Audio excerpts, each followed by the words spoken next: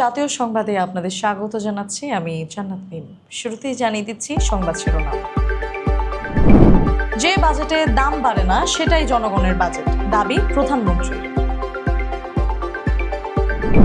নাইমকে মারধরের জেরে ওসি প্রত্যাহার, 2 পুলিশ সদস্য বরখাস্ত। রামিসা ধর্ষণ হত্যা, মৃত্যুদণ্ডপ্রাপ্ত সোহেল স্বপ্নার জেল আপিল শুনানির জন্য গ্রহণ হাইকোর্টে। বিশ্বকাপের উদ্বোধনী মঞ্চে বাংলাদেশের গৌরব, নজর কাড়লেন ডিজে সঞ্জয়। অস্ট্রেলিয়াকে সিরিজ হারিয়ে 2 কোটি টাকা বোনাস পাচ্ছেন টাইগাররা।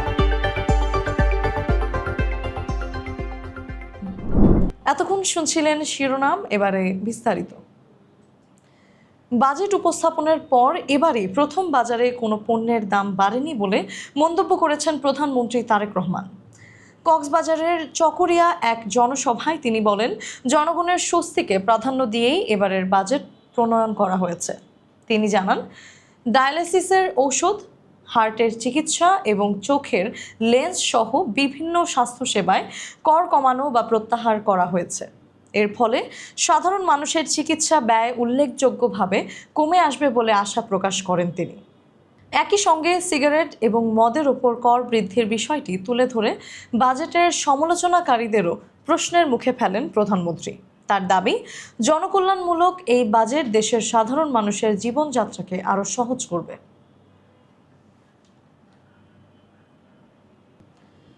বাংলাদেশ জাতীয় ক্রিকেট দলের স্পিনার নাইম হাসানকে মারধর এবং থানায় হেনস্থার অভিযোগের ঘটনায় কুলশী থানার ওসি মোহাম্মদ আরিফুর রহমানকে প্রত্যাহার করা হয়েছে।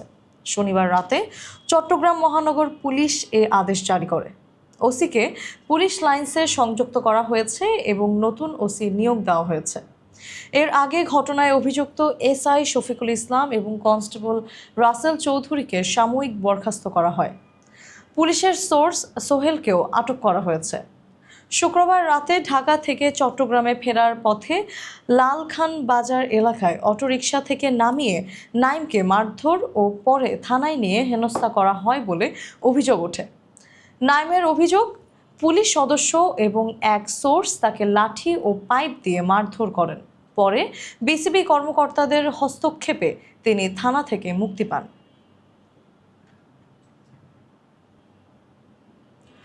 রাজধানীর পল্লবীতে 8 বছরের শিশু রামিসা আক্তার ধর্ষণ এবং হত্যার ঘটনায় মৃত্যুদণ্ডপ্রাপ্ত সোহেল রানা এবং স্বপ্না আক্তারের জেল আপিল শুনানির জন্য গ্রহণ করেছেন হাইকোর্ট। রোববার বিচারপতি মোহাম্মদ আলীর নেতৃত্বাধীন হাইকোর্ট বেঞ্চ এ আদেশ দেন। এর আগে গত 9 জুন 2 আসামির মৃত্যুদণ্ড অনুমোদনের নথি হাইকোর্টে পাঠানো হয়। গত 7 জুন ঢাকা মহানগর শিশু সহিংসতা দমন ট্রাইব্যুনালে সোহেল এবং স্বপ্নাকে মৃত্যুদণ্ড দেন। একই সঙ্গে সোহেলকে 5 লাখ এবং স্বপ্নাকে 2 লাখ টাকা অর্থদণ্ড করা হয়। গত 19 মে সংঘটিত আলোচিত এ ঘটনায় মাত্র 4 দিনের মাথায় পুলিশ অভিযোগপত্র জমা দেয় এবং দ্রুত বিচার শেষে রায় ঘোষণা করা হয়।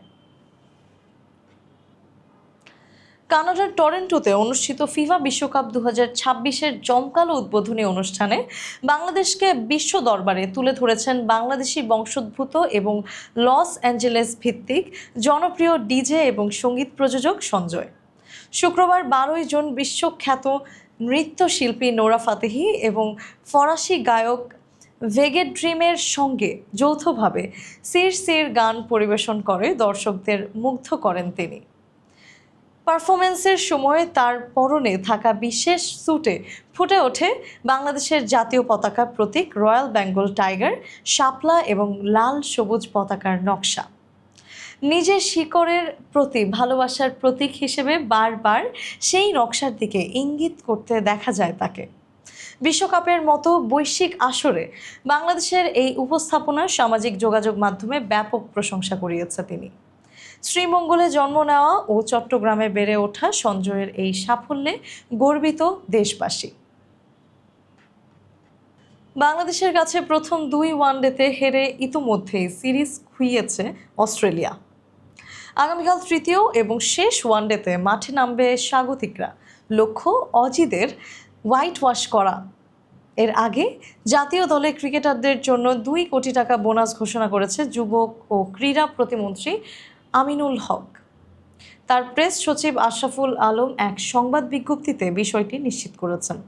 16 বছর পর অস্ট্রেলিয়ার বিপক্ষে দ্বিপক্ষীয় ওয়ানডে সিরিজ জিতে ইতিহাস গড়েছে বাংলাদেশ। প্রথম ম্যাচে ডিএলএস পদ্ধতিতে 86 রান এবং দ্বিতীয় ম্যাচে 5 উইকেট জয় পায় টাইগাররা। ওয়ানডে সিরিজ শেষে 2 দল চট্টগ্রামে 3 ম্যাচের টি-20 সিরিজে অংশ নেবে।